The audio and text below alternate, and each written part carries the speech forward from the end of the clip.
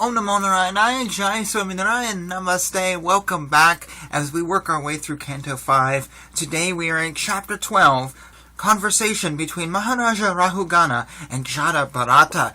We are continuing with this excellent, fascinating conversation, picking up with King Rahugana, who is speaking. O most exalted personality, you are not different from Lord Vishnu. By the influence of your true self, all kinds of contradiction in the Shastras have been removed. In the dress of a friend of a Brahmana, you are hiding your transcendental blissful position. I offer my respectful obeisances unto you. O best of the Brahmanas, my body is filled with dirty things, and my vision has been bitten by the serpent of pride. Due to my material conceptions, I am diseased. Your nectarine instructions are the proper medicine for one suffering from such a fever, and they are cooling waters for one scorched by the heat. Whatever doubts I have about a particular subject matter, I shall ask you about later. For the time being, these mysterious yoga instructions you have given me for self-realization appear very difficult to understand. Please repeat them in a simple way so I can understand them. My mind is very inquisitive, and I want to understand this clearly. Oh, Master of Yogic Power, you said that fatigue, resulting from moving the body here and there, is appreciated by direct perception, but actually there is no fatigue. It simply exists as a matter of formality. By such inquiries and answers, no one can come to the conclusion of the absolute truth. Because of your presentation of this statement, my mind is a little disturbed. Jada Bharata then responded. Among the various material combinations and permutations, there are various forms and earthly transformations. For some reason, these move on the surface of the earth and are called palanquin carriers. These material transformations which do not move are gross material objects like stones. In any case, the material body is made up of earth and stone in the form of feet, ankles, calves, knees, thighs, torso, throat, and head.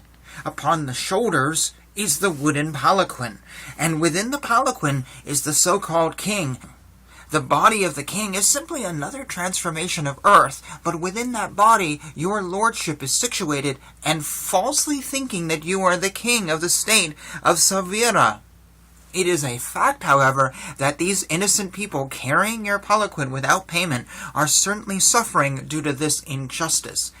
Their condition is very lamentable because you have forcibly engaged them in carrying your palanquin. This proves that you are cruel and unkind, yet due to false prestige, you are thinking that you are protecting the citizens. This is ludicrous. You are such a fool that you could not have been adored as a great man in an assembly of persons advanced in knowledge. All of us on the surface of the globe are living entities in different forms. Some of us are moving and some not moving. All of us come into existence, remain for some time, and are annihilated when the body is again mingled with the earth. We are all simply different transformations of the earth. Different bodies and capacities are simply transformations of the earth that exist in name only, for everything grows out of the earth, and when everything is annihilated, it again mingles with the earth. In other words, we are but dust, and we shall be dust. Anyone can consider this point. One may say that varieties arise from the planet Earth itself. However, although the universe may temporarily appear to be the truth, it ultimately has no real existence.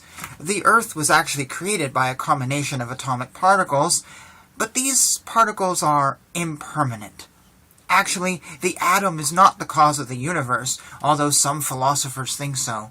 It is not a fact that the varieties found in this material world simply result from the atomic juxtaposition or combination. Since this universe has no real ultimate existence, the things within it, shortness, differences, grossness, skinniness, smallness, bigness, result, cause, living symptoms, and materials, are all imagined. They are all pots made of the same substance, earth, but they are named differently. The differences are characterized by the substance, nature, predisposition, time, and activity. You should know that these are simply mechanical manifestations created by material nature. What, then, is the ultimate truth? The answer is that non-dual knowledge is the ultimate truth. It is devoid of the contamination of material qualities. It gives us liberation. It is one without a second, all-pervading and beyond imagination. The first realization of that knowledge is Brahman. Then Paramatma, the Supersoul, is realized by the yogis who try to see him without grievance. This is the second stage of realization. Finally, full realization of the same supreme knowledge is realized in the Supreme Person. All learned scholars describe the Supreme Person as Vyasadeva, the cause of Brahman, Paramatma, and others. My dear King Rahugana, unless one has the opportunity to smear his entire body with the dust of the lotus feet of great devotees, one cannot realize the absolute truth. One cannot realize the absolute truth simply by observing celibacy, strictly following the rules and regulations of householder life, leaving home as a vanaprastha, accepting sannyasa, or undergoing severe penances in winter by keeping oneself submerged in water, or surrounding oneself in summer by fire and the scorching heat of the sun. There are many other processes to understand the absolute truth, but the absolute truth is only revealed to one who has attained the mercy of a great devotee. Who are the pure devotees I mention? In an assembly of pure devotees, there is no question of discussing material objects like politics and sociology. In an assembly of pure devotees, there is only discussion of the qualities, forms, and pastimes of Lord Vishnu. He is praised and worshipped with full attention. In the association of pure devotees, by constantly hearing such topics respectfully, even a person who wants to merge into the existence of the absolute truth abandons this idea and gradually becomes attached to the service of Vyasadeva.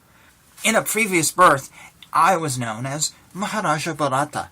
I attained perfection by becoming completely detached from material activities through direct experience, and through indirect experience I received understanding from the Vedas. I was fully engaged in the service of the Lord, but due to my misfortune I became very affectionate to a small deer, so much that I neglected my spiritual duties. Due to my deep affection for the deer, in my next life I had to accept the body of a deer. My dear heroic king, due to my past sincere service to the Lord, I could remember everything of my past life, even while in the body of a deer. Because I am aware of the fall down in my past life, I always keep myself separate from the association of ordinary men. Being afraid of their bad, materialistic association, I wander alone, unnoticed by others. Simply by associating with exalted devotees, anyone can attain perfection of knowledge, and with the sword of knowledge can cut to pieces the illusory associations within this material world. Through the association of devotees, one can engage in the service of the Lord by hearing and chanting. Thus one can revive his dormant Krishna consciousness, and sticking to the cultivation of Krishna consciousness, return home, back to Godhead, even in this life. Thus ends Chapter 12. So I don't talk about reincarnation too much from my personal experience or personal view on this channel, but I just want to touch on it really briefly because it kind of came to mind as I was reading this. I, for much of my life, just struggled with reincarnation. I was like, yes, it's true and it exists, and I believe the books. I believe in reincarnation over, like, going to hell or heaven or wherever else. And maybe it's not reincarnation. Maybe it's something more like a Buddhist thing. I'm no scholar, and it's such an interesting topic. And I really think that there's a lot of people out there who say they are reincarnated, but they're not. Well, let me rephrase that. I think to prove this outside of these texts is very hard. And I think a lot of people who say they are reincarnated, yes, they are, but the proof they give is questionable. So I'm very skeptical when I see people talk about it. Kind of like a lot of people say they're mystics, or they're empaths, or they can see the future, or whatever, but I'm sorry, I don't believe most folks. I think it's a great way to feel special about yourself, and I'll say it. I've said it before on this channel. It's not real spirituality. It's compensation of material nature with other material nature and just Maya. But sometimes there's the real thing. And you know those because you can't debunk them. Or when you debunk them, yeah, you still are like, my arguments are, you could topple them over. I firmly believe in reincarnation. The who, what, where, and how, I just leave it up to the books, but I do believe it because my ex-girlfriend passed away at 33 years old, and she was an alcoholic, and for a few months after the fact, she came to me all the time in visions, and it was very, very weird, and I don't have visions of dead people. I don't see them, but she came to me and asked me for my forgiveness because she had to move on. She had to go to the next step, and if I didn't forgive her, she couldn't move on. It was very important that I had to forgive her, and oh my God, it was really weird.